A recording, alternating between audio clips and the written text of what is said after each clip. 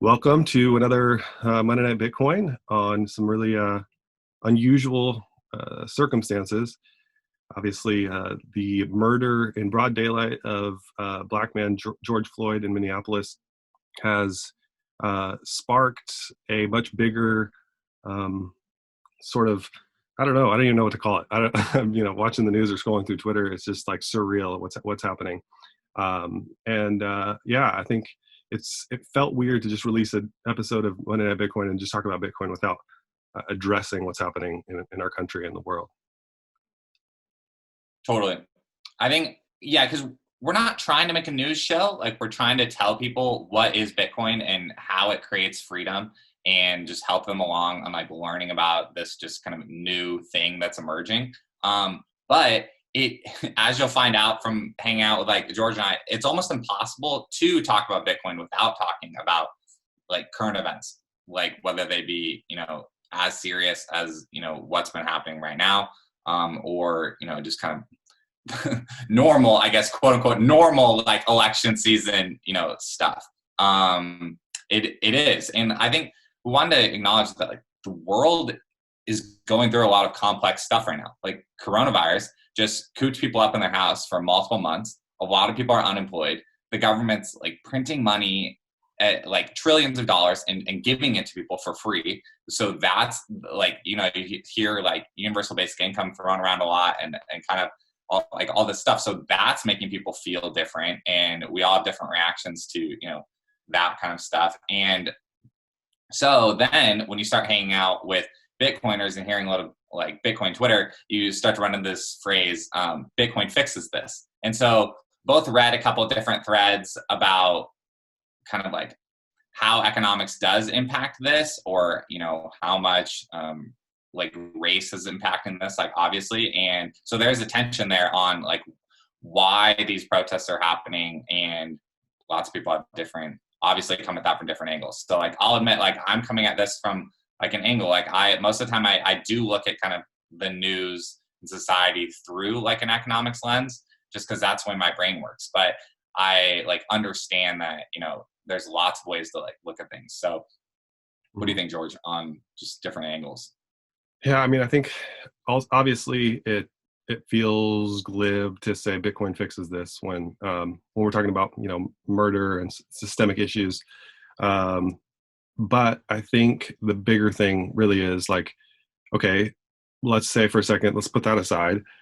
We do want solutions. We want the issue to be fixed. And so I think I'm coming at it from a place of, I feel like I've tried just about everything else, just every other strategy for justice and for democracy and for the will of the people and for freedom to prevail. And I think ultimately where I'm landing is that, we're not going to overthrow violence unless we take arms and become more violent, right? Like previous generations, and we may get forced into that corner. I don't know. I'm not ruling that out, but like that's not a solution as far as I'm concerned. But defunding violence, to me that's interesting, because if you can't pay for it, if you can't pay for the massive police forces, if you can't pay for the wars, then you can't, there's just less violence. So rooting it out at the economic level is something that I'm more interested in. And that's where I think, Bitcoin done right as an opt-out of the current system can, quote unquote, fix, yes, even violence. So yeah.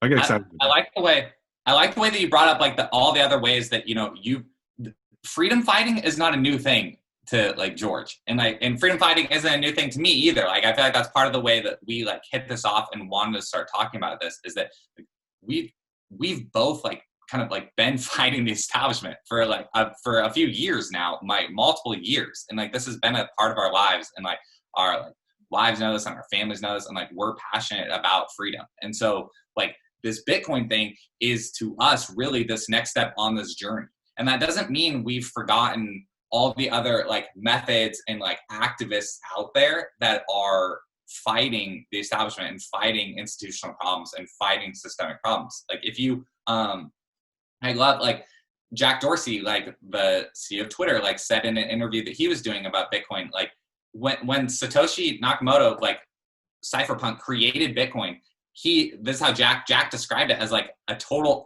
activist move. Mm-hmm. Like, he didn't do this to be rich. Like, Right. he hasn't even touched his Bitcoin. He invented the whole thing and released it into the world and hasn't even touched his own Bitcoin. And Right. so, like, just to like let people know on that, Bitcoin is not about just getting rich.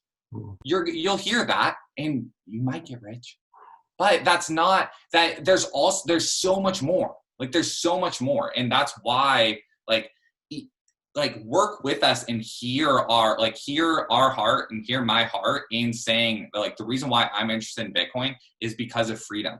Like, the reason why I'm interested in Bitcoin, honestly, is because I think it can fix this. I think it can. Like, I think it can defund violence, and I think it can defund some of the corrupt power structures in our country and around the world. Right. Yeah. And the other thing that's been sort of unique, I guess, about this current situation is that after the George Floyd video came out, and we've seen a lot of these, and we've seen the response of people, and a lot of times what can happen is it tends sort of along to fall on party lines. You got the typical commentators on both sides of the conversation with their typical talking points, defending their positions or whatever. This is the first one that I've seen that's been like this universal of support for, like, no, that was straight murder, broad daylight, go arrest this guy. But that like sort of unity, I guess, lasted for a good 24 hours. And then it was just like chaos after that. So I think it's important to acknowledge, like, there's so much happening. It's happening so fast. And we're all like scrolling Twitter or like reading the news and trying to interpret it. But there's so much we don't know about what's actually happening. Like, where are these bricks coming from that are showing up in the middle of the streets, right? And so whatever, right? Like, you can go down that rabbit trail and it's super unproductive and frustrating, and like you just drive yourself mad. And so that's another reason I come back to Bitcoin as like a practical solution of, like, here's what I can control. Here's what I know I can do that will impact change in a productive way. And that is, I'm going to stop taking my money, the money that I earn with my hard work, and I'm going to stop putting it into funding violence as much as I can every day. There's nothing more foundational than taking your wealth back. Stop holding your wealth with the establishment. Because when you hold your wealth with the establishment, what are you propping up? You're propping up all the things that we're trying to knock the feet out from under. And so when we say Bitcoin fixes this, we're asking you, like all the other activists watching this, join us and let us join you. Like, Bitcoin is a tool in your activist tool belt. Don't stop doing what you're doing. Don't stop fighting the way that you're fighting. Keep doing that. And even more than that, like later in this episode, like, we shot out a whole episode on just what is Bitcoin. And it'll get technical at times, but like, it's worth it. It's worth it. Stick with us and find out what is Bitcoin. And then you tell us, you, by the end of this, like, if this works out and this like goes the way that we want it to go and we're able to effectively communicate with you guys, you're going to be flooding the comments with ways that you've found to create freedom with this software that allows you to be your own bank and take your own wealth away from the establishment. So hear that in why neither of us are natural YouTubers. Like, we're not just showing up with some playbook that's like, oh yeah, like, this is what we're going to talk about on week 3. And then like, oh, now we got to figure out how to throw in like this, new, like, sad news story. Like, that's not, we're not trying to do that. Like, we are freedom activists that are learning how to use this new tool that can be really powerful and is super misunderstood right now. So like, both of us have done activism. We can experience a little bit of, what you've been going through. And so use it. Like, it's worth it to learn it. Right. And you got to listen past the sort of the surface level glibness of Bitcoin fixes this. It doesn't bring back George Floyd, right? It doesn't unburn down the buildings that are getting burned down. But it does start to build a new future, and that's why we're here, and that's why it's Monday, and we're filming another episode. Damn it, we're not going to get derailed by chaos in the world, because if Bitcoin doesn't exist as a solution for the chaos in the world, then I'm already not interested. I'm already bored of this. So, right. All right. Yep. No, exactly. It's a non-starter. Like, if Bitcoin is not adding freedom to people's lives, then it's a non-starter, because that's what I'm interested in. And so as long as it's adding freedom to people's lives, like, for the time being, like, we're showing up here on Monday nights. Facts. So let's defund violence. And if you do stick around and watch the rest of this episode, we're basically just trying to address some questions that we got from the previous episodes from our wives about, it's great, it's helpful, but like, what is Bitcoin? We kind of got to take several steps backwards. So Bitcoin is a network of computers, and a lot of people ask us to just take a step back and just answer, what is Bitcoin? There will only ever be 21 million Bitcoin. That's something that we haven't even fully wrapped our heads around yet. So digital scarcity, digital scarcity, digital scarcity. Right. Bitcoin can be physical also. Look, there's Bitcoin on this. Well, everyone, and welcome to another Monday Night Bitcoin Outdoor Edition this week. My name is George. Hey, my name is Brian, and by popular demand, a lot of people ask us to just take a step back and just answer, what is Bitcoin? Yeah, by a lot of people, I think you mean our wives. So, the episode last week was great. Look, they're the number one audience. It really is the Gary V scratch your itch thing, to where it's if we can make a show that helps Sharon and Danielle understand what Bitcoin is, then we've improved our own lives, and hopefully we've provided something of substance for you all out there as well. Right. This whole show is literally just for our wives, and if other people benefit, fantastic. Exactly. I'm becoming a YouTuber for my wife and for my future kids. Truth. So, what is Bitcoin? Let's start there. So, I'm going to take the swing at this. Bitcoin is a network. Bitcoin is a network of computers, and I use this analogy. When I send an email to you, we both have a copy of the email, right? Right. Facts. So that does not work as money. No. The people have heard that Bitcoin is money. People have heard that. So we have to understand that you've heard that. You've heard that Bitcoin is money. So I'm trying to meet you where you're at and explain to you why it's money without taking you down this whole rabbit trail of the history of money and what gold is and all this stuff. So I'm trying to describe it more from a technology perspective, because when I send an email to someone, we both have a copy of the email. So that won't work as money. However, the people that invented Bitcoin, it was a literal mathematical, scientific step forward for humanity. They invented digital scarcity. They invented what could be used as the hardest money on earth, because they invented digital scarcity. So Bitcoin is a network of sending around digital scarcity. Yeah, the whole computers and network and nodes and all that stuff, just I start seeing eyes gloss over for me. But the email analogy is helpful because it illustrates the problem of digital abundance, basically, right? I can have a copy of that email, you can have a copy of that email, it doesn't help anybody. But the idea that you can transfer something that is finite across the internet, that's something that we haven't even fully wrapped our heads around yet. Right. So digital scarcity has been in the world, and people have been using it as money now for 11 years. And more people are learning about it, every day. And so here's something that I want to illustrate. Bitcoin can be physical also. Look, there's Bitcoin on this. There's data on this. The bug. And then there's also Bitcoin on this. That's a phone. Yeah. No, this is a wallet. This is a Bitcoin wallet. Oh, I see. Commonly, you used to think this was a phone. Now it's a Bitcoin wallet. Surprise. So start to wrap your head around that of Bitcoin, the network. The way that you view it can be put in a box or not put in a box based on what wallets you're using, based on what other accessories you're using to access the network and send around this digital scarcity. So if you've been frustrated with Bitcoin in the past, here's a tip, right off the bat, switch up what wallet you're using.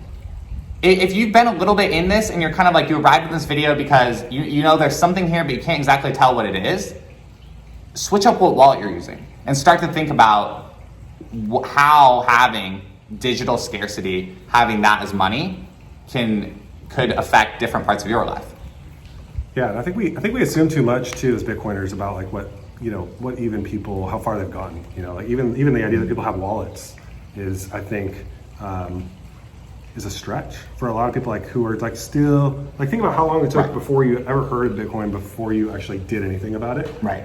And so I want us to keep like taking several steps backward and being like, okay, what is Bitcoin? Yeah. Over and over again. And like, so let's just spend this whole episode talking about that. Exactly. Totally. So when you talk about digital scarcity, you're specifically talking about the fact that there will only ever be 21 million Bitcoin.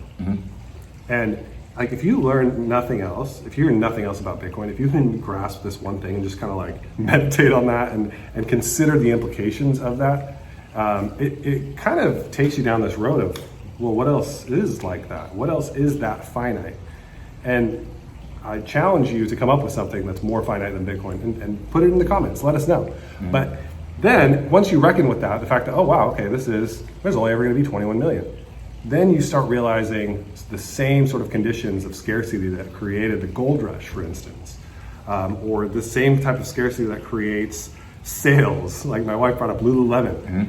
Like that's what we're talking about when we talk about the value proposition of Bitcoin. So as that becomes more known, that's why you're seeing the price take off in the way that it's taking off. Right.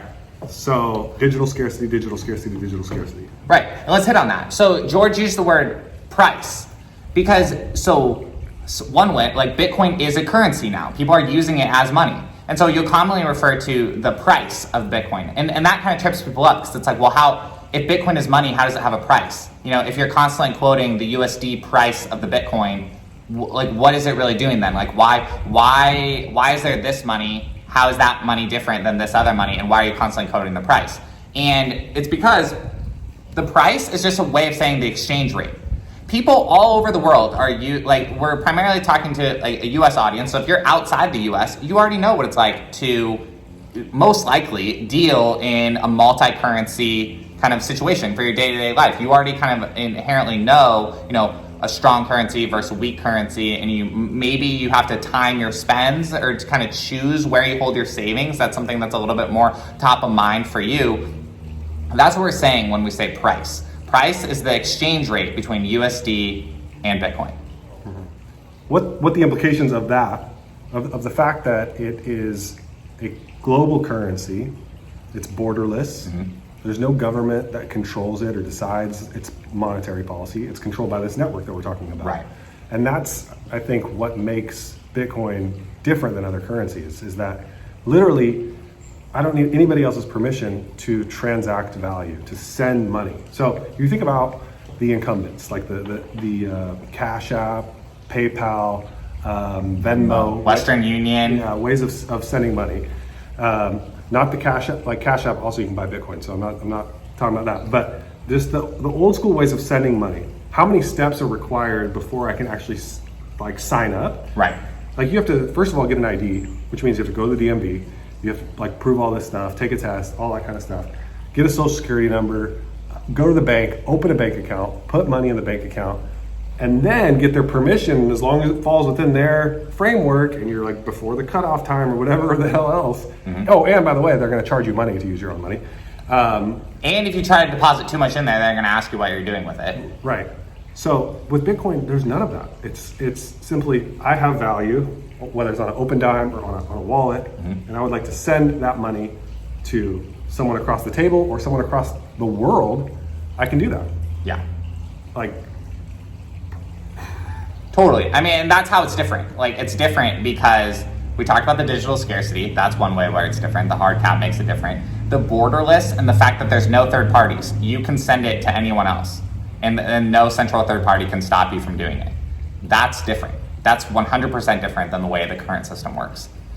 Than any other network works. Like look, Venmo's a network. It's a network of, because if you download the app, you're a part of the network. You're a part of the network effects of that. You're a Venmo user. right. So if I want to send you money and you don't have Venmo, I'm like, oh, screw this guy. Like, he doesn't have Venmo. Right. Exactly. Yeah. Exactly. How frustrated are you when you're out to lunch with your friends and someone's not on the Venmo network? That's super annoying. That throws a wrench in the day. Okay. How about this? How about you have friends? Did you know this?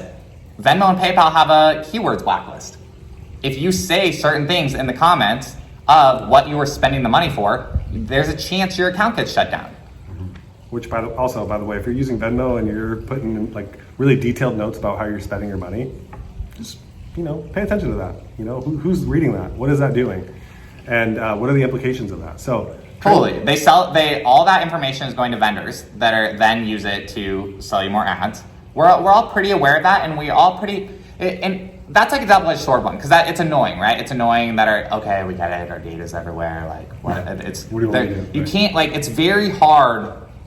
Like, I've given up on that. In the current system, I've given up on that. Mm-hmm. And that's where it is. Look, like, this device is the only device I own that is not that doesn't touch any other third party in the entire world. It's the only device I have. And so that's what Bitcoin has done for me, is it's allowed me to create a firewall. It's allowed, like, you can follow easy to follow steps to create a firewall in your life where you can transact value behind the firewall without third parties getting into your things. Right now, if you go try to institute that firewall, it's very hard, because Chase Bank gets hacked, Bank of America gets hacked, all these other things, like, and when we mean hacked, I understand, you know, if your money leaves your account, you know, they'll refill the money. Hopefully, right? Hopefully. Like, so, but say you're not even super worried about that, and say you're not even super worried about, you know, your email or your address or these kind of things, like, leaving. That's fine, because it's fine until it's not fine. Like, it's fine until it doesn't affect your life. Mm-hmm. And I realize that the majority of us, like, watching this, and, like, that doesn't bother us. Right. And I'm not necessarily, and I'm not asking you, I'm honestly not asking that to bother you. I'm not asking that to bother you. I'm telling you that there's a network available that can be just as easy to use to produce that firewall in a way that you can transact value and access this network to send the value. Yeah. And at the same time, like, I think in America, we have it the best. You know, it's the freest country on planet Earth. Those are the facts. USD runs the world. It is the global reserve currency. So every other country has to settle their transactions using the US dollar. Everybody wants the US dollar. Everyone wants out of their government's fiat currency, their government's money, and they want to be in US dollars. That's kind of the global trend. But what's happening even beyond that is Bitcoin is emerging as coming after the dollar. So I think we have to ask ourselves the question as Americans is, why, if we're not worried about privacy, if we're not worried about censorship resistance, I think we have to ask ourselves, why are other places of the world increasingly paying attention to this? And are we exempt from, you know, the type of situation where the government is more invasive and surveils our transactions and all that kind of thing? I also think it's important to keep in mind, like, governments and money haven't always gone hand in hand. Like, the idea of the government running the money wasn't always a thing. That's a relatively new part of human history. And so part of Bitcoin is, when we say Bitcoin is freedom, it's freedom from the state. It's freeing the money from the state. So we're not saying necessarily down with all government, like, you know, people have different positions on this, but it's just separating the money from the state. Yep. Separate politicians from the money printing. Hey, if you made it this far, thanks for hanging out with us today. Do all the good stuff. Hit the subscribe button, hit the thumbs up button, hit the bell next to the subscribe button, and leave us a comment. Tell us where you're at in your Bitcoin journey. Thanks so much for tuning in, and we will see you next week on Monday Night Bitcoin.